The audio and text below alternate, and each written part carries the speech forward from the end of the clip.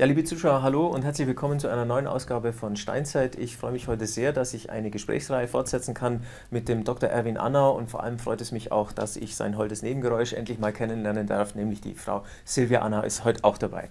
Hallo Silvia, hallo Erwin, schön, dass wir uns endlich mal kennenlernen auf diese Art. Ja. Hallo Robert. Ich freue mich auch. Danke Robert.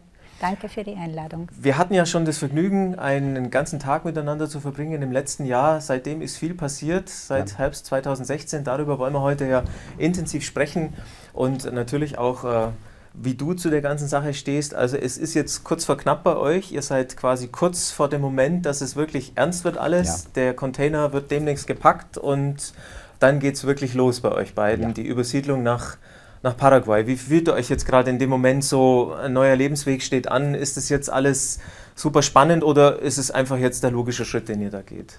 No, beides. Es ist der logische Schritt und trotzdem ist es spannend, weil ja, das hat sich ganz einfach so ergeben, dass wir nach Paraguay gehen und natürlich ist es spannend, weil es ein neuer Anfang ist. Es ist ein neues Leben, aber es sollen so sein. Also wir sind da richtig hingeführt worden. Die Spannung steigt ein bisschen? Ist es jetzt so? Doch. Das ist auch ein Geheimnis von Verjüngung, immer wieder neu anfangen. Das ganze Leben ist ein neuer Anfang. Und man muss ja nicht immer sterben und wiedergeboren werden. Man kann ja zum Beispiel auch während des Lebens immer wieder neu anfangen. Und für uns ist es einfach etwas, was wir, eine konsequente Umsetzung dessen, was wir sagen. Das schätzen die Leute ja an uns ja. Wir sagen es nicht nur, sondern wir tun es auch. Und zu diesem Tun gehört auch, dass wir vor Ort sind und dort Paraiso Verde umsetzen. Und zwar ganz genauso, wie wir es auf unseren mittlerweile Dutzend Webseiten auch darstellen. Ich möchte gerade noch mal einen Gedanken aufgreifen, den wir jetzt gerade vorhin noch im Studio hatten, wo wir darüber gesprochen haben, über die Komfortzone, dass viele Menschen ein Problem damit haben, ihre Komfortzone zu verlassen. Also ihr verlasst ja jetzt eure Wiener Komfortzone, diese Käseglocke, die wir da über Europa haben. Ja. Wie ist der Gedanke so, da erstmal wieder so ins Unbekannte zu springen? Ist es mehr Abenteuer? Ist es mehr kalkuliertes Risiko? Wie sind da eure Gedanken gerade? Es ist so, dass also für mich ist es so, das ist die logische Folge von meinem Leben. Ja, jetzt, rückblickend kann ich sagen, mein ganzes Leben hat mich genau darauf vorbereitet. Mit all seinen Höhen und Tiefen bin ich genau darauf vorbereitet worden, weil das ist sicher keine einfache Aufgabe, das ist sicher eine Herausforderung, irgendwo ganz neu anzufangen und es ist ja nicht nur ein Anfang für uns beide, es kommen ja ganz, ganz viele Menschen mit. Also wir tragen da schon auch eine Verantwortung, dass das dann alles so umgesetzt werden kann, wie wir es sagen. Und es klingt nach großem Abenteuer. Ja? Es ist sicher schon auch ein Abenteuer, ja. Wollen wir mal ganz in den Anfang springen. Wie ist es eigentlich zu dieser Idee Paraiso Verde gekommen? Du bist ja heute auch mit da gekommen, weil du auch maßgeblich einen Teil dazu beigetragen hast. So, ich glaube, du bist die Ratio, du bist eher so die gefühlvolle, vereinigende Seite. Wie war dein Anteil an dieser Idee? Oder kannst du dich erinnern, wo ihr das zum ersten Mal so richtig formuliert hattet, das müssen wir machen? Ja, eigentlich ist das schon sehr alt. Wir kennen uns seit 1993 und wie wir in Amerika waren, das war 97, gell? 96, 97, ist da schon das erste Mal die Idee hochgekommen, wir wollen gerne eine Gemeinschaft gründen, wo es um Gesundheit geht, um alternative Gesundheit, wie kann man sich gesund erhalten und gesund bleiben und auch alternative Energien, also wirklich einen neuen Weg einschlagen. Und wir sind aber dann zurück nach Europa. Und da bin ich dann sehr krank geworden und da mussten wir uns noch einmal ganz ausführlich mit unserer Gesundheit auseinandersetzen. Und dadurch, ich bin dann auch wieder gesund geworden und da haben uns dann schon einige Leute darauf angesprochen, was macht ihr und was habt ihr gemacht? Und dann habe ich gesagt zu Erwin, Schatzi, ich glaube, wir müssen das unterrichten. Und so ist Reltschuf entstanden.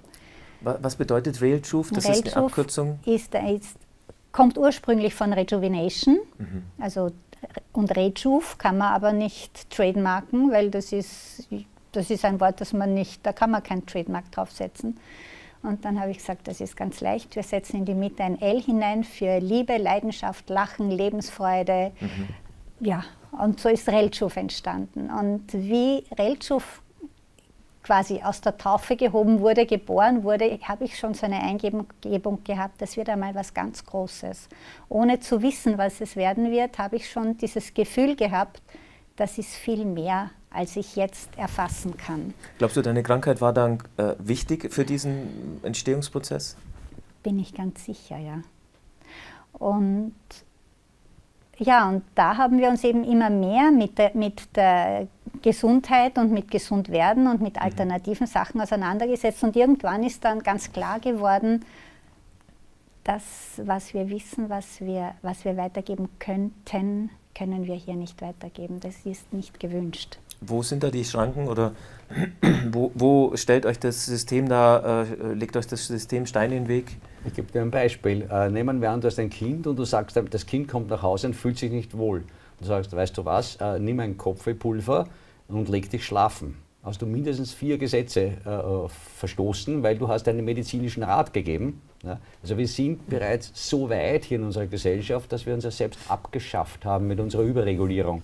Du brauchst für alles einen Gewerbeschein, du brauchst für alles eine Genehmigung, du musst alles, was du tust, musst du irgendjemanden melden.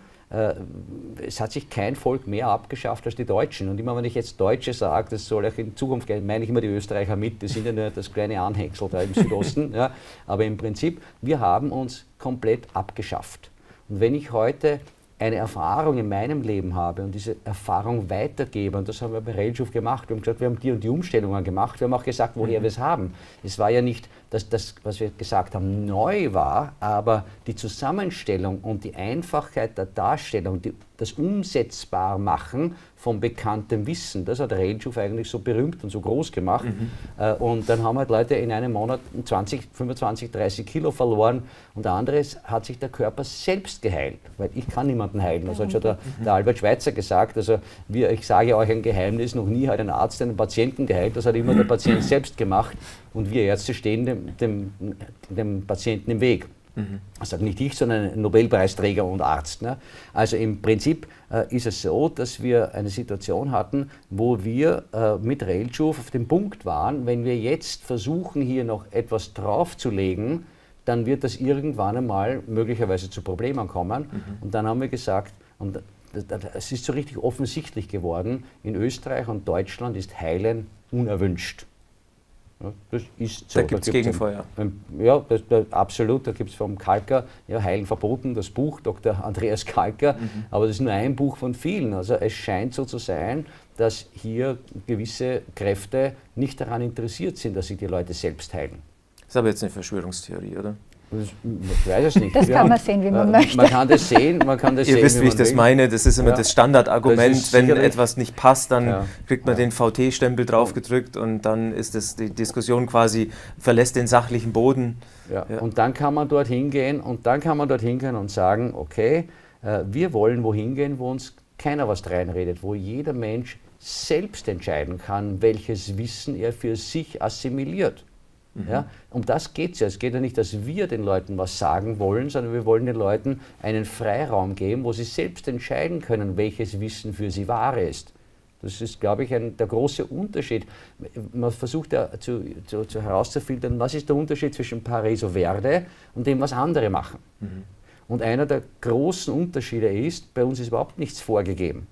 Wir haben kein Credo oder keine Vorschriften, was zu denken oder nicht zu denken sei, sondern wir sagen, okay, hier ist ein Stück Freiraum für dich und hier kannst du selbst entscheiden, wie du dein Leben weiter gestalten möchtest. Und deswegen auch der Erfolg, deswegen rennen uns auch die Tür ein und das ist auch Also wenn ich es richtig verstehe, dann war deine Erkenntnis oder eure Erkenntnis, dass man hier einfach so limitiert ist, dass das System einem so viele Probleme macht, dass es hier nicht geht, was ihr wollt eigentlich. Und dann kam irgendwie der Entschluss, wir müssen das woanders machen. Aber wie kam es dann genau zu Paraguay? Ja. Weil das Grün ist da, weil es eben in den Tropen ist. Musste das grün sein oder hat sich das auch glücklich gefühlt? Das ist ganz spannend gewesen, weil ich habe dann, wie wir erkannt haben, wir wollen weg aus Wien, habe ich ganz viel recherchiert. Ja? Und wir sind in Thailand gewesen, haben die Karibik in Betracht gezogen, die haben wir wieder verworfen, weil wenn mit dem pazifischen Feuerring was ist, dann ist die Karibik ganz sicher auch mit betroffen.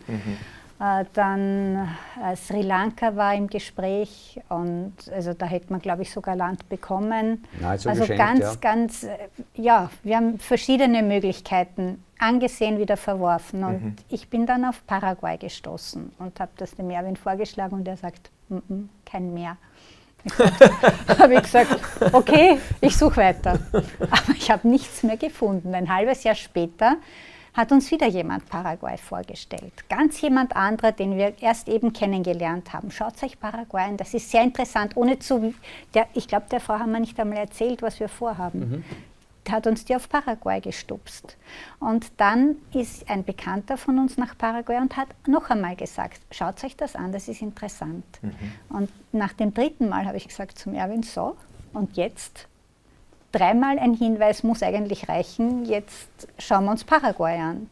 Hattet ihr da schon eine Idee von der Lage von dem Grundstück oder war das dann auch nein, eine Verfügung? Nein, überhaupt nicht. Okay, wir haben erst gewusst, es soll Paraguay werden. Okay. Und dann hat Erwin Kontakt aufgenommen und nach ein paar Skype-Gesprächen war dann ganz sicher, also es wird Paraguay, da haben wir schon unsere Dokumente vorbereitet und sind nach Paraguay geflogen. Und in Paraguay haben wir dann das erste Grundstück gesehen und haben ein Grundstück angesehen, das war 600 Hektar. 600 Hektar. Ein bisschen lang und schmal, von der Form nicht ideal, aber wir haben gesagt, okay, es ist ein schönes Land, wir nehmen das. Und in dem Augenblick, wir haben es zweimal angesehen, in dem Augenblick, wo wir gesagt haben, ja, hat der Verkäufer mehr Geld wollen. Dann haben wir gesagt, das ist nicht gut, so machen wir das nicht. Ja. 2 Tage später haben wir das nächste Land. Es war gleich, das ist so wirklich so schön aufgefädelt gewesen. 2 Tage später das nächste Stück Land, 800 Hektar oder 820 oder so. Wunderschön. Schöne alte Bäume, ein quadratisch, alles bestens, aber genau in der Mitte drüber eine Hochspannungsleitung mit 500 kW. Und ich habe gesagt, wir gehen nicht aus Wien weg und setzen uns unter die Hochspannungsleitung. Das kann es nicht sein. Wem kann ich denn das erklären? Da will ich nicht sein, da will ich auch niemanden hinsetzen. Also das war es auch nicht. Dann sind wir zurück, da war dann schon unsere Reise schon fast zu Ende, ist das nächste Grundstück aufgetaucht, aber da sind wir dann schon am Weg zum Flughafen gewesen. Das war dann 1000 Hektar, 1070. Da ist dann lang hin und her gegangen und ich glaube, 2 Monate oder was, also sehr lang, wochenlang hin und her gegangen. Der eine Erbe hat dauernd andere Sachen wollen und sich quergelegt. Und dann ruft uns eines Tages unser Vorstand an und sagt, ich habe ein Angebot bekommen, ein neues Stück Land. Es ist ein bisschen größer, hat er gesagt. Sag ich, na, wie groß? Na, 1597 Hektar. Ich sage, das ist ja riesig, bitte. Wir haben mit 600 angefangen, 1597. Naja, sagt er, soll ich mir das anschauen? Sie ist ein bisschen weiter weg als, also, ich habe gesagt, na, fahr einmal hin, schau es dir an und schick uns ein paar Bilder.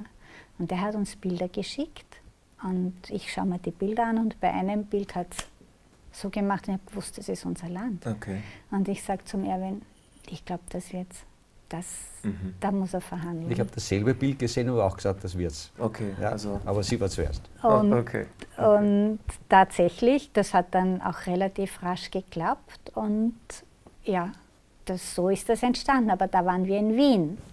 Das heißt, im Dezember ist der Kaufvertrag unterschrieben worden und wir haben das Land noch nicht einmal gesehen. Sollte man auch sagen, was das für ein Bild war, das uns motiviert hat. Ja. Es war die Madonna von Schönstadt, die steht dort. Das ist in Österreich sagt man Marterl, das ist so ein Bild von der Madonna von Schönstadt. Wir haben das überhaupt nicht gekannt. Das ist eine Bewegung innerhalb der katholischen Kirche. Und die ist in Paraguay? Da ist ein Marter, also eine Statue ist. Muss ich jetzt sagen, ich habe das gegoogelt und das ist eine weltweite Bewegung. In 140 Ländern der Erde gibt es Schönstadt-Christen. Das ist eine von der katholischen Kirche anerkannte Bewegung. Dann haben wir uns Videos angeschaut, wir hatten wirklich keine Ahnung von Schönstadt und haben gesehen, aha, das sind sehr lebenslustige Christen, also irgendwie auffallend lebenslustig. Sogar die Nonnen, wenn die in die Disco gehen, ziehen sie sich eben was anderes an, weil sie im Nonnengewand in der Disco nicht gut ankommen. Und die sagen, wir wollen aber in die Disco gehen, weil wo sollen wir mit jungen Leuten reden? Wir müssen dort reden, wo die jungen Leute sind. Klingt vernünftig, ja, im ersten Also Moment. Ja. ich habe das sehr vernünftig gefunden, aber wie gesagt, wir haben jetzt keinen Bezug zu Schönstadt, sondern wir haben einfach diese Schönstadt-Madonna. Mitten am Land, an der Landstraße in einer Kurve steht eine Schönstadt-Madonna diese Madonna. auf einem Grundstück, das 1597 Hektar groß ist und das uns irgendwie trifft. Ja? Und wir beide sagen aus dem Herzen heraus, das wird unser Paraiso Verde. Ja? Okay. Und wie ist es weitergegangen? Ja, und das war im Dezember und im Jänner waren wir das erste Mal dort. In welchem Jahr? Letztes Jahr im 2016. Dezember. 16 im Jänner. Also man muss sich vorstellen. Nein. Nein. Jänner 2017. Ach, waren wir so erste frisch Mal ist das dort. Ganze. Ja. Ja. Okidoki, jetzt kommen wir der ganzen Sache Wir näher. haben, Ja. das war ja Okay, ja. irgendwie grimmig, wir hatten im November noch überhaupt kein Grundstück, weil dann haben wir gesehen, das dritte Grundstück wird nichts, das sind 3 Erben, die einigen sich nicht. Ja, man hat auch dann schon versucht, quer zu funken. Ja, weil immer wenn man in die Freiheit geht, gibt es Leute, die das verhindern möchten, ja, vergebens natürlich. Und dann kam eben dieses letzte Grundstück. Und wir hatten das Geld am Konto, ja, weil wir haben ja Klienten, die uns vertrauen. Ja, das ist so. Ja, wir hatten einen sehr hohen Geldbetrag am Konto und die Leute haben uns diesen Geldbetrag einfach zugeworfen und gesagt, Erwin, Silvia, macht mal. Ja? Also so funktioniert das bei uns. Ich weiß nicht, wie es woanders funktioniert. Da braucht man 60 Seiten Prospekt und dann 25 Haftungserklärungen und Notare und Rechtsanwälte. Bei uns funktioniert es anders. Man schaut sich in die Augen. Und auf einmal hatten wir einen sehr hohen Geldbetrag, ich sage jetzt nicht wie viel, hatten wir am Konto.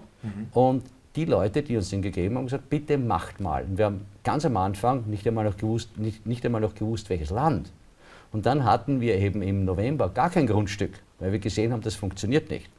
Aber Mitte Dezember haben wir das Grundstück gekauft, zur Gänze gekauft. Und dann seid ihr im Januar. Und im Januar haben wir es das erste Mal gesehen. Ja. Ja? Also dieses Vertrauen, da muss ich auch sagen, unser Vorstand, unsere Aktiengesellschaft, der Relschuf SA, da ist auch das Vertrauen da. Der hat ganz genau gewusst, was wir suchen. Wir haben es auch immer abgestimmt, aber wir hatten es nicht physisch gesehen. Wir haben einfach durch diese Kommunikation, haben wir gewusst, das ist unser Stück Land. Und wie war dann der erste Kontakt, wo ihr zum ersten Mal euren eigenen Fuß auf dieses Land gesetzt habt? Was war dann dein Gefühl? Diesmal die Silvia erzählen, ja. Das war sehr spannend. Es war wirklich sehr spannend, weil wir sind ja nicht, wir sind die ersten 2 Tage waren wir alleine am Land. Ja. Und wir hatten einen lieben Freund mit, der Architekt ist und auch Schamane. Und der hat gesagt, na Es ist nicht irgendjemand. Der Peter Fischer, der Diplom-Ingenieur Peter Fischer, ist ein weltweit angesehener Schamane für seine Erdheilungen. Also auf der ganzen Welt rollen sie den roten Teppich aus, ob es Afrika ist oder Tibet oder Asien oder was auch immer. Die rollen den roten Teppich aus, wenn er kommt. Ja? Und nur in Österreich und Deutschland kennt ihn keiner. Das ist üblich. Irgendwo ist er und sogar zum den König Peter Fischer gekrönt. haben wir mitgenommen, weil wir wollten nicht nur sein Fachurteil als Diplom-Ingenieur, was mit dem Land zu tun ist, sondern auch was er emotional und auch von der schamanischen Sicht, also von der energetischen Sicht, weil er kann Energien auch entsprechend erkennen, einordnen. Der hat ganze geomantische Landkarten der Welt angefertigt. Also jemand, der wirklich weiß, ob ein Ort energetisch in Ordnung ist. Also ein Spezialist für beide wichtigen Dinge. Was macht man mit dem Ort faktisch? Ja. Jetzt, Genau. was kann man da Und man muss machen, bautechnisch und aber auch von der Energieseite? Genau. Da möchte ich einmal nur fachlich sagen, dieses Land ist Alto, also hochgelegen und Alto. Und dort, wo es nicht mehr Alto ist es Alto heißt hochgelegen. Ja? Und weil immer wieder kolportiert wird, das ist ein Sumpf. Das ist ja eine der Taktik der Verhinderer, dass sie Dinge zusammentun, die nicht zusammengehören. Der Sumpf ist 10 Kilometer weiter unten. Wir haben einen Fluss, in das Land auch entwässert. Man muss auch noch etwas sagen. Es ist ja wichtig, die Wassermassen, wenn es dort einmal regnet, abzutransportieren. Ja, nicht nur Flüsse, die über die Ufer treten könnten, sondern auch wenn es regnet und du hast keine Entwässerungskanäle, dann bleibt das Land unter Wasser. Aber aufgrund des Regens, nicht aufgrund eines über die Ufer tretenden Flusses. Ja. Bei unserem Land ist der Fluss 6 bis 10 Meter unterhalb des Niveaus des Landes. Das heißt, es fließt ab. Das heißt, der Fluss, wir haben dann zurückrecherchiert, recherchiert, 70 Jahre zurück, der Fluss ist Pirapo, heißt er, ist noch nie über die Ufer getreten, dort wo wir sind. Weil, also vom Fachlichen her ist dieses Land immer trocken. Okay. Außer es gibt einen extrem starken Regen und deswegen haben wir ja auch Entwässerungskanäle, die wir jetzt nur zu einem Viertel saniert haben. Wir reden immer über sechsstellige Beträge, das sind 16 Quadratkilometer. Ja, okay. Wir haben also hier diese 16 Kilometer nur derzeit zu einem Viertel entwässert und darum habe ich jetzt am Internet veröffentlicht ein Bild, da sieht man das Nachbargrundstück, ist hochinteressant, das Nachbargrundstück ist unter Wasser und zwar nur so wenig, ein paar Zentimeter, aber es schaut aus wie ein See, weil es keine Entwässerungsgräben hat. Ja? Das trocknet dann schon ab. Und dann sieht man die Straße, die ist auch noch unter Wasser, und dann sieht man unseren ersten Entwässerungsgraben und danach ist trocken. Okay. Also unser Land ist oberhalb des Flusses 6 bis 10 Meter und es hat Entwässerungsgräben. Daher ist dieses Land auch bebaubar und hat mit Sumpf nichts zu tun. Nur damit man so eine Idee kriegt. Natürlich ist so ein Land wesentlich teurer als ein Sumpf. Du kannst heute in Paraguay um 500 € einen Hektar kaufen. Allerdings hast du 10 Monate im Jahr dort das Wasser stehen. Ja, das geht auch. Also man kriegt um jeden Preis irgendeinen Hektar. Die Frage ist nur, was kaufe ich um welches Geld? Und dieses Land war mal vom Fachlichen her ein Land, in dem wir genau das tun können. Und der Boden ist fruchtbar. Der Boden ist so fruchtbar, dass wir alles das umsetzen können, was wir möchten. Zu anderen Dingen, wie wir das noch verbessern, komme ich noch. Aber wir können auf diesem Boden alles umsetzen, was wir möchten. Und dieses Land, also für die rational Denkenden, ist dieses Land definitiv ein Land, wo man einen Hektar sich kaufen kann und wo man sein Leben umsetzen kann. Um das geht es ja. Ich will ja mein Leben umsetzen. Aber dieses Land hat noch eine Qualität. Und jetzt kommen wir zurück zu dem, was der Peter Fischer dort entdeckt hat. Und das auch, dafür ist die Silvia zuständig, für das Emotionale. Also er war der richtige Reisebegleiter in dem Moment, oder? In dem Ja, Moment, ja. genau. Und ich habe dann gesagt, komm bitte, jetzt schauen wir mal, was wir finden. Und er hat so einen großen Pendel aus Stein und da ist er gegangen und hat gesagt, bleib da mal stehen, da hat es die Energie, und dann ist er dort vorgegangen und dann geht er und ich bin neben ihm gegangen und er pendelt und auf einmal bleibt er stehen und sagt, da schau her. Und ich mache 2 Schritte weiter und stehe in einem riesen uralten Baumkreis und habe sofort die Energie gespürt. Das war instant hier und so stark, dass bei der Reise, die wir dann gleich anschließend hatten, hatten wir eine Dame, die hat einen Weinkrampf gekriegt, wie sie diese Energie gespürt hat. Die hat dort richtig tief zu schluchzen und zu weinen angefangen. Jemand, der dahin möchte dann auch. Ja. Okay. Ah, ja.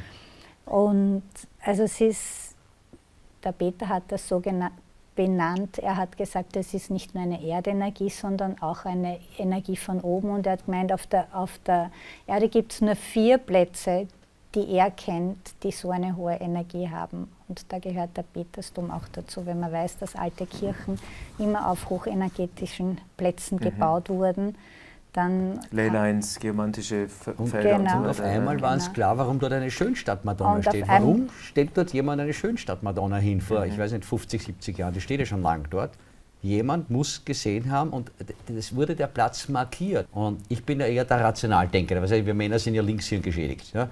Und das heißt, naja, Testosteron vergiftet. Aber im Prinzip ist es so, dass ich eher der Mensch, ich bin nicht so sensibel, ich merke diese Dinge nicht so, ja, wie in Peter Fischer oder die Silvia, aber die haben ja dann einen Trick angewendet. Die haben gesagt, Erwin, geh mal mit uns spazieren, ne? Ohne mir zu sagen, was da ist. Und ich bin gegangen und dann habe ich auch ein paar Schritte gemacht, genau dorthin, und ich hatte plötzlich das Gefühl, ich gehe in einen riesengroßen Dom.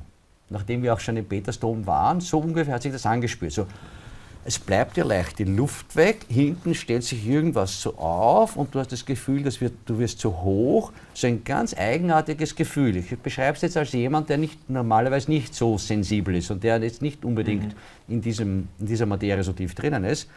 Und die haben mir nicht gesagt, wo sie mich hingeführt haben. Es war der Baumkreis. Okay. Und deswegen sage ich, dass wir hier einen ganz besonderen Ort haben und das wird uns bestätigt. Es waren ja mittlerweile knapp 100 Leute dort und jeder bestätigt, wenn er dort reingeht, in diesen kleinen Stück Wald, dass es was Besonderes ist. Okay, Ja. also es fühlt sich danach an, wie wenn das der richtige Platz war, wie er zu euch kam, wie es sich ergibt und so. Aber was ist denn das Grundkonzept von Paraíso Verde, von dem grünen Paradies? Was sind eure ja eure Hauptgedanken, die ihr in dieser neuen Gemeinschaft oder in dieser neuen Art zu leben leben wollt? Darf ich zu dem vorigen noch ganz kurz was anschließen? Ja, wie sehr das geführt war, ich habe die ganze Zeit gespürt, dass wir dorthin geführt werden. Ja?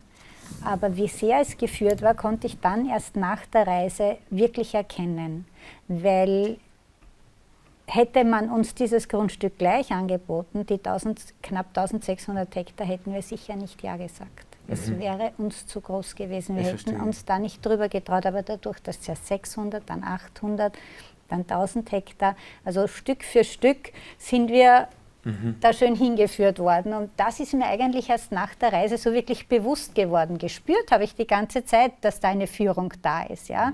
Es war immer wieder zu spüren und zu erkennen, aber ich habe es dann im Nachhinein erst mit dem Kopf erfasst. Okay. Weißt du? Also das war wirklich spannend. Man muss auch erkennen, dass es so etwas gibt. Das also für uns jetzt, für mich ist das so, ich habe lange gebraucht, aber dass wir ja auch der Führung, die von oben kommt, ein bisschen im Weg stehen. Und viele Menschen, die vor so einer Entscheidung sind, woher fassen wir den Mut? Da gehört auch Gottvertrauen dazu. Ne? Es gehört Gottvertrauen dazu. Und wer das nicht hat, wer nur versucht, alles links hier nicht zu denken, und du weißt ja, ich bin ja auch Sektengeschädigter, ja, ich bin ein Opfer von Scientology, ja, die denken ja nur sie sind die Götter, sie alles lenken. Das funktioniert überhaupt nicht, du kannst keine Religion ohne Gott machen. Ja. Und deswegen, für mich war das ganz schwer. Viele Jahre habe ich das müssen an mir arbeiten, um einmal zu erkennen, dass es so etwas gibt wie Demut. Zu erkennen, dass es so etwas gibt, da gibt es jemanden, der mitlenkt. Und der lenkt eigentlich. Und du darfst ja ein Instrument Gottes sein. Und erst als ich das wirklich in meinen Schädel reingekriegt habe, und das war ziemlich schwer, ja, wenn man 16 Religionen studiert, das ist ziemlich schwer. Ja. Erst seit damals funktionieren die Dinge so von alleine. Und alles, egal was passiert, Positives, Negatives, alles was passiert, man sieht sofort, irgendwer lenkt das Ganze zu einem guten Ende. Das ist eigentlich für uns die Erfahrung. Das heißt auch an die Herrschaften, die jetzt irgendwo in Deutschland oder Österreich sitzen und sagen, naja, soll ich auswandern hin und her? Wenn du versuchst, alles hier mit deinem Verstand zu erfassen, wirst du es nicht tun. Dann wirst du da bleiben, in der Matrix drinnen bleiben und so lange, bis du die Kraft nicht mehr hast zu gehen. Ja? Aber man muss ja mal verstehen, dass wir werden ja hier entmachtet. Man entmachtet uns, indem man uns die Lebensfreude nimmt. Was ist Macht? Lebensfreude, Lebensenergie, Lebenswille. Und wenn ich wo ansetzen will, ein Volk kaputt zu machen, fange ich an mit der Lebensfreude. Indem man die Lebensfreude zerstört, ja, macht man Lebensfreude, wird dann der Lebenswille und dann die Lebensenergie zerstört. Und dann hat man die Leute entmachtet. Und einen Platz zu kreieren, wo die Leute wieder die Lebensfreude finden können. Wenn wir eine Woche da drüben sind, also wir haben so viel Spaß, also wir lachen so viel, die Leute sagen immer, der Erwin ist überhaupt nicht, wie soll man sagen, das, was man sich erwartet von einem Herrn Dr. Juris, sondern der macht so viele Witze, also wir haben so viel gelacht, wir haben uns schief und krumm und dusselig gelacht. Ja? Und wir sind albern. Werdet wie die Kinder steht in der Bibel. Das ist ein viel tieferer Satz, als man glaubt. Werdet wie die Kinder heißt, sei doch wieder mal du selbst, sei doch einmal übermütig, sei einmal verrückt. Also wenn ich es richtig verstehe, dann sagst du, man sollte auch mal auf seine innere Stimme hören und sich etwas trauen, so aus der Komfortzone rauszugehen, aber ich bin mir sicher, dass viele Leute halt ungern in den blauen Dunst springen und gerne wissen, was Sache ist. Also das klingt jetzt alles sehr vernünftig, was ihr da macht, aber wenn jetzt jemand wirklich mit dem Gedanken spielt, das zu machen, was wird denn dann da erwarten? Da kommt ja nicht nur eine grüne Wiese, sondern es soll Infrastruktur entstehen. Was werdet ihr so da? Ja. Das sehe ich unsere Aufgabe, weil ich ja trotzdem ja noch verhaftet bin in dieser Matrix. Ja, als Jurist, als Steuerberater bin ich ja verhaftet in dieser Matrix. Das heißt, ich kann diese Brücke, ja, dieses, okay, du bist jetzt noch hier, wir müssen schauen, dass du ein ordentliches Grundstück hast, auf dem du auch was bauen kannst. Wir müssen schauen, dass du am Grundstück anbauen kannst, dass du davon leben kannst. Wir müssen schauen, wie das wirtschaftlich funktioniert. Die ganze Gemeinschaft muss wirtschaftlich funktionieren. Wir müssen schauen, dass die Infrastruktur da ist. Das ist eigentlich, das sehe ich, unsere Aufgabe, weil ich muss sagen, wir hätten es einfacher haben können. Wir hätten es wirklich einfacher haben können. Wir hätten uns ein kleines Stück Land gekauft und hätten uns da ein Häusl gebaut und das war's dann. Ja? Und warum machen wir das? Ganz einfach. Wir haben uns umgedreht und geschaut und es war niemand da, der so etwas macht. Und irgendwer muss es ja machen, irgendwer muss es tun, nämlich einmal einen Platz zu finden und einen Platz zu entwickeln, wo andere Menschen, die es aus eigener Kraft nie schaffen könnten, zu uns kommen. Mittlerweile bewirken wir etwas, jemand mit einem für deutsche und österreichische Verhältnisse kleinen Vermögen, ja, etwas, was man in Deutschland und Österreich locker für ein besseres Auto ausgeben kann dort drüben ein neues Leben anfangen und muss eigentlich, wenn er es richtig macht, gar nicht mehr arbeiten. Mit einem Vermögen, das man heute, sagen wir, für 1,5 Autos ausgibt. 1,5 gute, tolle Autos, kannst du eigentlich da drüben wohnen, leben, brauchst nicht mehr arbeiten. Und das ist das Kolossale und das geht nur, weil jemand sich vorher Gedanken gemacht hat und ein Konzept entwickelt hat, wie man das machen kann. Und diese Brücke, ich meine, man kann natürlich sagen, werdet wie die Kinder, man kann natürlich sagen, es geht auf die spirituelle Ebene, ja? Aber ich muss ja von hier dorthin kommen. Und dort sehe ich unsere Aufgabe, wo wir uns gut ergänzen, wo ich sage, okay, was ist deine Ist-Situation, du bist jetzt in Deutschland, du bist mit den hiesigen Zuständen nicht zufrieden, aus welchem Grund immer. Du willst woanders hin, ein anderes Leben, einmal weniger Stress, ja, weniger arbeiten müssen, mehr auf das Wesentliche konzentrieren, nämlich Leben. Das tun wir ja nicht mehr, weil zwischen Steuern und Gebühren und dem Ganzen, was wir haben, ja, haben wir keine Zeit mehr zum Leben. Du willst dorthin, ich zeige dir einen Weg, wie du dorthin kommst, Schritt für Schritt für Schritt. Und das ist, glaube ich, wichtig, da ergänzen wir uns gut. Ja, es hängt ja auch alles miteinander zusammen. Ja, ich möchte dazu aber auch noch etwas sagen, weil du gesagt hast, diese Entscheidung, wo anzufangen, weißt du, wo neu anzufangen. Wir dürfen aber eines nicht vergessen. Alle unsere Entscheidungen, die aus dem Kopf getroffen werden, die betreffen immer die Vergangenheit. Warum? Weil wir können nur etwas entscheiden, dass wir schon, also die Erfahrungen, die wir aus dem Kopf holen, aus dem Verstand, sind entweder Erfahrungen, die wir schon erlebt haben oder Erfahrungen, die wir gehört haben, die jemand anderer erlebt hat oder etwas, das wir uns anstudiert haben, das wir gelernt haben, das hat aber auch irgendjemand schon geschrieben oder selbst erlebt. Das heißt, das kommt alles aus der Vergangenheit. Wenn wir einen neuen Weg gehen wollen, dann dürfen wir anfangen, auf unser Herz zu hören und zulassen oder lernen, unser Herz Entscheidungen treffen zu lassen. Also gar nicht so die Ratio, sondern eher so das Emotionale mal in den Vordergrund zu stellen. Weil wir, und das wissen wir alle, wir sind am Anfang einer neuen Zeit. Und diese neue Zeit wird von uns verlangen, dass wir lernen, Entscheidungen aus dem Herzen zu treffen. Oder zumindest Kopf und Herz. Ich sage ja nicht, dass man den Kopf außen vor lassen soll. Nein, nein, wir brauchen unseren Kopf, wir brauchen unseren Verstand. Der soll ja sein, das ist ja ganz wichtig, dass wir denken können. Und die Vernunft brauchen wir. Aber es muss zumindest gleichwertig sein. Eigentlich müsste das Herz über den Verstand gestellt werden. Richtigerweise sollte das Herz über dem Verstand stehen. Dann treffen wir die richtige Entscheidung. Was meinst du? Wir verbeugen uns nicht mehr. Deswegen ist das Herz immer unterhalb vom Kopf. Weil wir uns nicht mehr in Demut verneigen vor dem Herrn.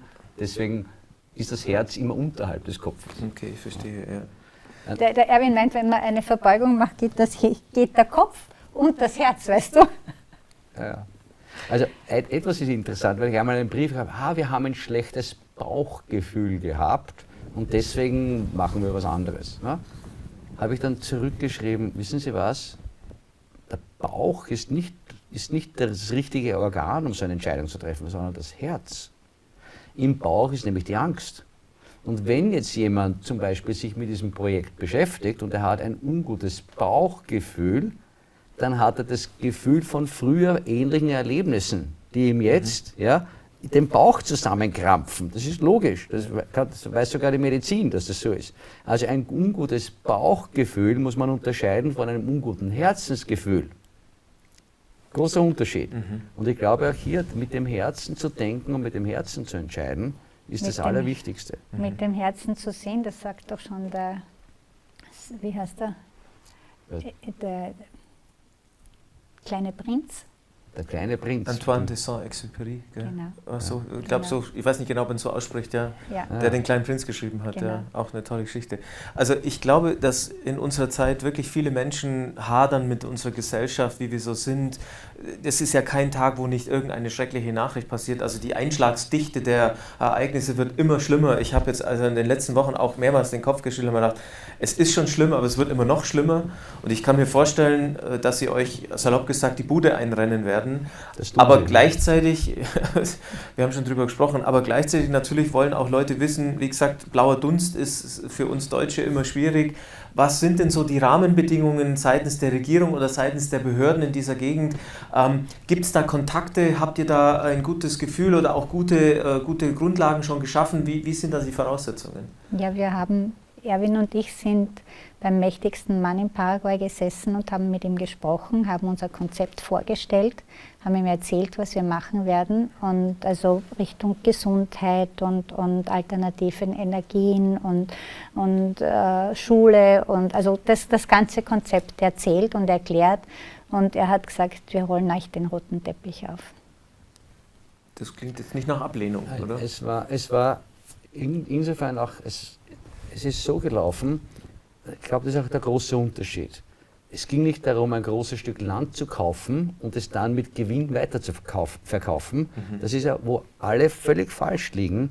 Wir haben ein Stück Land gekauft, damit Menschen zusammenfinden, die eine gleiche Anschauung der Welt haben. Nicht die gleiche Weltanschauung, was anderes, sondern gleiche Anschauung der Welt und der Vorgänge um uns. Großer Unterschied. Und es geht überhaupt nicht um Geld, es geht auch gar nicht um Gewinne. Die Leute können nicht rechnen. Also wenn heute jemand sagt, der Arno verkauft einen Hektar um, ich weiß nicht was, 15.000, 20.000 Euro, ja, dann sagen die, oh Gottes Willen, man kann in Paraguay einen Hektar kaufen um 1.500, 2.500, 3.500. Ja, schon. Aber den Leuten fehlt die Intelligenz. Denn die Leute können nicht einmal 1 und 1 zusammenrechnen. Da muss man ja zuerst einmal etwas tun, damit man überhaupt dort wohnen kann. Ich gebe dir ein Beispiel. Also wenn jemand sagt, warum ist das Grundstück so teuer? Dann Gegenfrage, was kostet ein Meter Straße? Und unsere Kritiker, die wissen nicht, was ein Meter Straße kostet. Ich weiß, was ein Meter Straße kostet. Und ich weiß auch, dass ich 8 Kilometer Straße verlegen muss, um dorthin zu kommen, wo das Grundstück ist. Und dann muss ich ja noch die Straße vor dem Grundstück machen. Wenn ich in Österreich und Deutschland vor diesem Grundstück, das eine hat 40 Meter Breite, eine Straße nach österreichischen oder deutschen Preisen so verlegen würde, wie wir sie planen, kostet die 21.480 Euro. Das kann man am Internet recherchieren. Ja? So, wenn ich aber jetzt ein Grundstück habe, das 15.000 Euro kostet, wie zahle ich dann die Straße? Aber die Leute können nicht rechnen, aber sie wissen eines, dass wir es falsch machen. Und das ist eigentlich auch diese Mentalität, wo wir uns einfach ausklinken.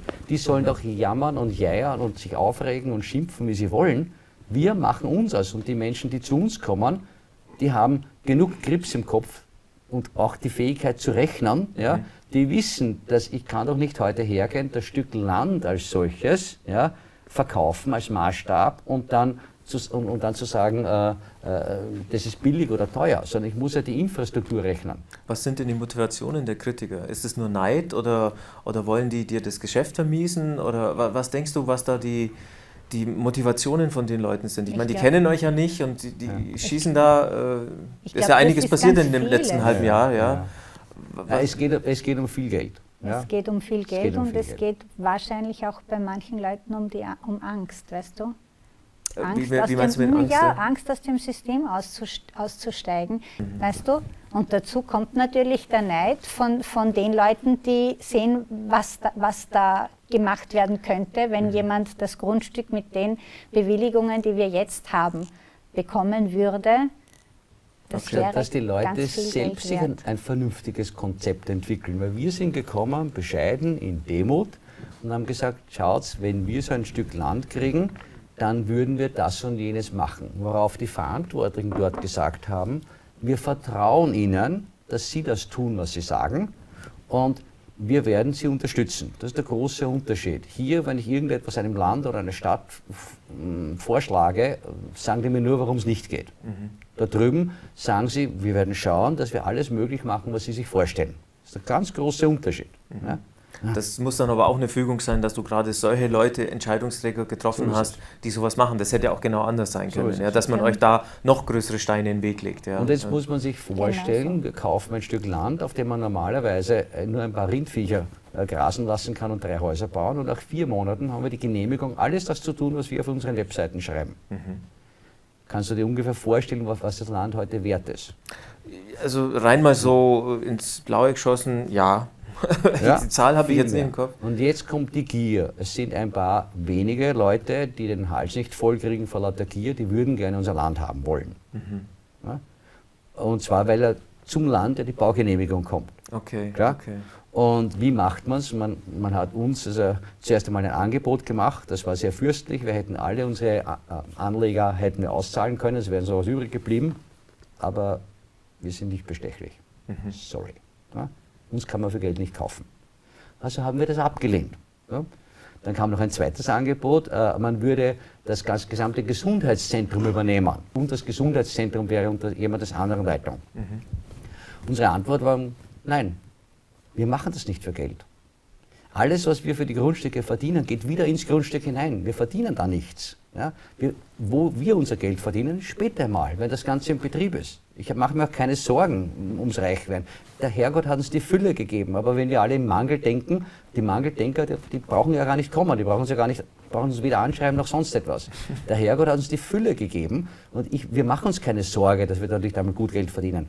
Aber im Grundstück selbst ist kein Gewinn drinnen, sondern alles, was wir im Grundstück verdienen, geht wieder ins Grundstück. Die Leute sagen, ja, und das Grundstück ist teuer. Na, aber Entschuldige, da gibt es einen Urwald, wo die Leute laufen können, joggen können. Dann hat er dafür bezahlt, hat er nicht bezahlt. Die Entwässerungsgräben, das sind 6-stellige Beträge. Sind die bezahlt? Was kostet 1 Meter unterirdisch verlegtes Hochspannungskabel? Das wissen die Leute nicht. Und weil sie die Mathematik nicht machen können, jammern sie. Du musst dir den Irrwitz ja mal so richtig vorstellen. Du hast eine riesen Webseite. Audi, das sind alles Betrüger, das sind die größten Betrüger der Welt und Audi ist eine Sekte. Ja? Warum? Audi verkauft einen Klumpen Aluminium um 120.000 Euro. Ja, dann nimm einen Audi A8, schmelze ein, ein Klumpen Aluminium, oder? Also, das ist ein Irrwitz. Ja. Und du gehst her und sagst, ich kaufe ein Land, wir machen einen See, einen Fluss, wir machen Straßen, wir machen ein Gesundheitszentrum, wir machen ein Seminarzentrum, wir machen ein Fitnesszentrum, wir machen das alles. Ja, eine Schule, ja, ein Kulturzentrum. Und die sagen, um Gottes Willen, der Hanau verkauft einen Hektar um 15.000, 20.000, 25.000 Euro. Ja? Der Hanau ist eine Sekte. Na, du brauchst jetzt nur umdenken und sagen, Audi ist eine Sekte, wir verkaufen einen Kilo Aluminium um 15.000 Euro, ja? Oder um 150.000 Euro. Ja? Also man muss sich nur vorstellen, wie blöd die Leute sind, aber die Dümmsten sind ja nicht die, die das schreiben, das sind einfach Verbrecher, das ist nichts anderes, die Strafanzeigen sind geschrieben, die kann man alle herzeigen, ja? Aber das sind einfach nur Verbrecher. Verleumdung ist ein Verbrechen, Rufmord ist ein Mord, ja? Ist ein Mordversuch. Ja? Und deswegen muss man es auch so sehen. Aber sind ja das Schlimmste sind ja nicht die Leute, die so einen Blödsinn schreiben, die es glauben, sondern die es glauben. Und wenn ich mir dann anhöre, was dann Leute, die zu uns ziehen, von ihren Verwandten hören, ja, dann denke ich mir, sind die noch dicht, die Leute? Haben die noch irgendwelche Tassen im Schrank? Also die werden alle gewarnt, diejenigen, die sich entscheiden, werden von der Familie quasi zurückgehalten. Gib mal ein das Wort Mercedes und Betrug. Ja, Lieblingswort der Deutschen, Betrug. Ja, Betrug. Ja, das ist immer das Erste, was sie sagen. Ja, gib mal ein das Wort Mercedes und Betrug. Findest 400.000 Webseiten. Heißt das jetzt, dass Mercedes eine Betrügerfirma ist? Oder die Leute keine Mercedes sondern mehr kaufen. Mercedes ist erfolgreich. Mercedes ist erfolgreich. Und die vernünftigen, wir wollen auch nur vernünftige Leute, also die anderen können sowieso gestohlen bleiben, aber die vernünftigen Leute sagen, wow, der eine wird jetzt schon attackiert, der ist 3 Monate da, die werden schon attackiert, da muss aber was dahinter sein. Und das ist ja auch dahinter, weil wir haben ein vernünftiges Konzept gemacht, nämlich alternative Gesundheit und alternative Energien, und alternative Anbaumethoden wollen wir dort demonstrieren. Ja? Und wer den Blödsinn glaubt, den irgendjemand zwischen Schnitzelbrot und Pornofilm programmiert auf einer Webseite mit einer Webseite ohne Impressum und einer Limited in Delaware, damit man keine Klage zustellen kann. Wenn man solchen Leuten glaubt, dann sollen die Leute das glauben und in der Matrix drinnen bleiben. Die brauchen wir ohnehin nicht. Die wir brauchen, sind die kritisch denken und sagen, Moment, hier habe ich ja die Chance, hier gibt es jemanden, der setzt ein Konzept um, alternative Gesundheit, alternativer Anbau, alternative Energien. Das ist unser Konzept. Was anderes interessiert uns nicht. Wir werden keine Zigarettenfabrik dort machen. Ja? Aber wenn jemand heute ein Kastel hat, das Energie spart, dann bitte zu uns. Ja? Wenn jemand eine Anbaumethode hat, wo die Bäume schneller wachsen, dann bitte zu uns. Ja? Das ist das, was wir tun wollen, weil wir sollen der Regierung Paraguays Alternativen zeigen, weil sie einfach mit den herkömmlichen Methoden, die von Monsanto und Co. kommen, von Starbucks und Co. und Coca-Cola und Co. mit diesen Methoden, ja, und Pharma und Co., ja, mit diesen Methoden wissen die, dass sie für ihr Volk nicht weiterkommen. Die haben das geschnallt. Ja. In Paraguay gibt es den Ausdruck Dummdeutsche. Ja. Da gibt es die gescheiten Deutschen, die Paraguayaner schätzen die Deutschen sehr. Seit 500 Jahren werden die Deutschen dort geschätzt und behütet, weil man von den Deutschen die ganze Kultur gelernt hat und die ganze wirtschaftliche Entwicklung ist von Deutschen gemacht worden.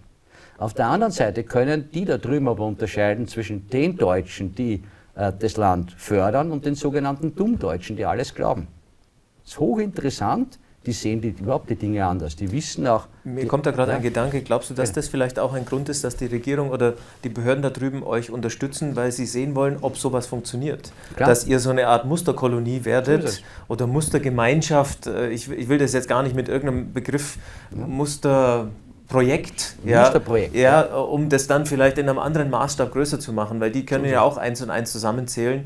Wenn man die ganze Weltwirtschaft anschaut, der nächste Crash steht bevor, das ist jetzt gerade noch so ein Gedanke gewesen, vielleicht, wenn ich jetzt Staatsmensch wäre und da käme so einer, der offensichtlich kein Dummdeutscher ist, mit so einem Projekt daher, würde ich mir auch genauer anschauen wollen. Ja. Das war genau der Grund, warum wir alle Baugenehmigungen haben. Es sind jetzt aufgrund der Angriffe noch toller geworden, die Baugenehmigungen, als vorher. Da haben wir gesagt, jetzt erst recht, weil die lachen nicht nur über solche Webseiten, die zerkugeln sich drüber. Ja? Und das ist der Unterschied zwischen Deutschland und Paraguay. Es ist ja hochinteressant, wenn man den Napoleon Bonaparte zitiert, das ist aber auch interessant, der die Deutschen ja doch damals besiegt hat und beherrscht hat eine Zeit lang. Napoleon Bonaparte. Es gibt kein gutmütigeres, aber auch kein leichtgläubigeres Volk als das Deutsche. Zwiespalt brauchte ich unter ihnen nie zu säen. Ich brauchte nur meine Netze auszuspannen, dann liefen sie wie ein scheues Wild hinein. Untereinander haben sie sich gewürgt und sie meinten, ihre Pflicht zu tun. Törichter ist kein anderes Volk auf Erden. Keine Lüge kann grob genug ersonnen werden. Die Deutschen glauben sie. Um eine Parole, die man ihnen gab, verfolgten sie ihre Landsleute mit größerer Erbitterung als ihre wirklichen Feinde. Napoleon I. Bonaparte, 1769 bis 1821, Kaiser der Franzosen über die Deutschen. Ja? Ich kannte dieses Zitat schon und ich weiß, das stimmt sogar. Das ist schrecklich. Das ist das Perverse dran. Deswegen ist das, was wir suchen. Wir suchen die Leute, die da durchschauen, und das sind genug. Wir können ja gar nicht die 142.000 Deutschen, die im Jahr 2015 ausgewandert sind, die können wir ja gar nicht bedienen. Wir können nicht einmal 1% von denen bedienen. Aber schon gibt es Leute in Paraguay, die nichts Besseres zu tun haben, als Angst zu haben, ja, wir nehmen ihnen Auswanderer weg. Ja, andere Deutsche. Naja, es gibt ja Service, es gibt ja Leute, die dort drüben ein Grundstück haben und die wollen, dass Leute zu ihnen kommen. Ja, seid ihr noch dicht? 142.000 Deutsche wandern aus, wir können nicht einmal 1.000 im Jahr aufnehmen. Ja? Und ihr fangt an mit komischen Zeitungsartikeln gegen uns, obwohl ihr nicht einmal, kein einziges Mal mit uns gesprochen habt, nicht einmal wisst, was wir tun. Ja? Und weil ihr Angst habt, wir nehmen euch Auswanderer weg, ja, ist es überhaupt noch zu fassen? Das sind die Deutschen, die beim Auswandern nach Paraguay vergessen haben, im Flieger über den Atlantik Hass, Neid, Missgunst und Gier abzuwerfen. Ja? Und die negativen Gedanken. Das sind ein paar Grundtugenden der Deutschen auch. Ja. Neben Tüchtigkeit und Fleiß ist das leider auch unglaublich. dabei. Und das gibt es bei uns nicht. Und deswegen wollen wir auch nur solche Leute, die groß denken können, die mit dem Herz auch denken können. Ja, das ist nicht komplett. Und wir erleben das ja. Wir haben 100 Leute jetzt gehabt. Also die Erlebnisse sind so toll. Es ist schön, ja. Unglaublich. Es ist interessant, dass viele Leute nach der Reise sagen, wow, wir haben so viele Menschen getroffen, mit denen man über alles sprechen kann, weil das halt größtenteils aufgeschlossene Menschen sind. Sind die eingeschaltet? Ja. Ja, aufgewachte Menschen, und die meisten erleben das in ihrem Umfeld nicht. Weil in ganz vielen Familien, das wirst du vielleicht auch kennen, ist einer aufgewacht oder zwei und der Rest schüttelt nur den Kopf, weil sie damit nichts anfangen können, und dadurch haben die auch niemanden, mit dem sie über all die Dinge, die sie bewegen, sprechen können. Denkt ihr, das wird eine Gemeinschaft wie soll ich das sagen, eine Gemeinschaft der Gleichdenkenden oder die alle den gleichen Horizont haben? Du weißt, nicht jeder ist gleich. Wir haben ja auch, wir sind uns alle einig, aber jeder ist anders. Ja. Das Schöne ist, die sind alle anders. Also da spricht der Universitätsprofessor per Du mit dem Taxifahrer, ja, der eine ist, oder der Businessmann mit jemand mit langen Haaren, Flinsel und Tätowierung. Das eine hat mit dem anderen gar nichts zu tun. Und da gibt es Bruderschaften, die reden miteinander, als hätten sie sich schon ewig gekannt, innerhalb von 3 Stunden. Jetzt habe ich das richtige Bild. Glaubst du, das sind Leute, die aus der Matrix aufgewacht sind? Ja. So, das sind die Leute, die zu euch kommen. Ja. Ich glaube, das haben sie, 2 Dinge haben sie gemeinsam. Sie sind aus der Matrix aufgewacht, sie sehen, dass wir hier eine Matrix haben, die uns kontrolliert, steuert und eigentlich nichts anderes tut, als uns sukzessive unsere Lebensenergie aussaugen, bis wir halt keine mehr haben, ja, und tot sind. Ja, das machen die. Und das Zweite ist der gegenseitige Respekt. Ich habe nach der letzten Reise haben wir analysiert, was ist denn der Grund, warum funktioniert das? Und das ist der gegenseitige Respekt zueinander. Ja, die Leute sind zwar per Du, aber trotzdem, die haben einen gegenseitigen Respekt voreinander. Und da glaube ich, das hat auch mit uns zu tun, weil wir das auch vorleben. Ja so sein, oder? Wir würden nicht 24 Jahre zusammen sein, wenn der gegenseitige Respekt nicht da wäre. Das ist eigentlich das Geheimnis einer Ehe. Ne? Gutes Stichwort, lieber Erwin, liebe Silvia. Ich freue mich darauf, dass wir unser Gespräch fortsetzen können. Da gibt es noch einiges zu entdecken. Gerade über euch speziell habe ich noch einige Fragen. Ich sage jetzt schon mal vielen Dank für die ersten Eindrücke und ich freue mich darauf über die zukünftigen Themen, die wir heute alle noch angehen werden. Also bis dahin schon mal vielen Dank und liebe Zuschauer, ja, das war jetzt nur der erste Teil von einer ganzen Reihe, die wir machen werden. Da gibt es noch viel zu entdecken im Paraiso Verde. Ich freue mich auf die weiteren Gespräche mit dem Erwin und der Silvia und bis dahin sage ich alles Gute, bis zum nächsten Mal.